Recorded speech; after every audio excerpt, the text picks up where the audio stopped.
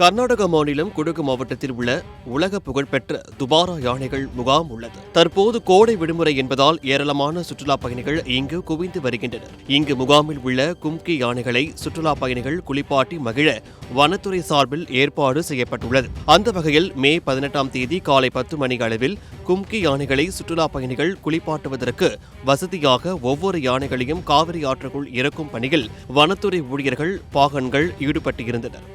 அந்த சமயத்தில் மார்த்தாண்டா என்ற பெண் யானை ஆற்றுக்குள் இறக்கப்பட்டது.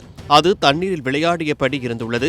இதை பார்த்த சென்னையை சேர்ந்த ஜோயல் ஜுனேஸ் தம்பதி தங்களது குழந்தையுடன் மார்த்தாண்டா யானை அருகில் நின்று புகைப்படம் எடுத்துள்ளனர். சிறிது நேரத்தில் மார்த்தாண்டா யானை அருகிலேயே கஞ்சன் என்ற ஆண் யானையை தண்ணீருக்குள் பாகன்கள் இறக்கியுள்ளனர். அப்போது திடீரென்று கஞ்சன் யானை ஆக்ரோஷமாகி மார்த்தாண்டாவை தாக்கியது.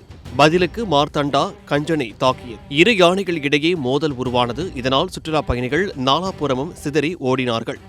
இதில் நிலை தடுமாறி மார்த்தாண்டா யானை ஆற்று நீருக்குள் விழுந்தது. நொடி பொழுதில் நடந்த இந்த சம்பவத்தில் யானையின் அடியில் புகைப்படம் எடுத்த சென்னை தம்பதியர் குழந்தையுடன் சிக்கினர். இதில் அதிர்ஷ்டவசமாக குழந்தையை கையில் வைத்திருந்த கணவர் ஜோயல் மேலே எழுந்து உயிர் தப்பினார். ஆனால் அவரது மனைவி ஜோனேஸ் வசமாக மார்த்தாண்டா யானையின் அடியில் சிக்கினார்.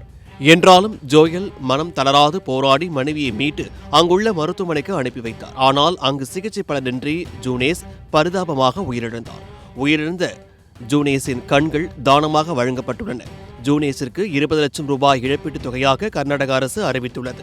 யானைகளின் அடியில் சிக்கி ஜூனேஸ் உயிருக்கு போராடும் வீடியோ சமூக வலைதளங்களில் வைரலாகி காண்போரை கலங்க வைத்து வருகிறது.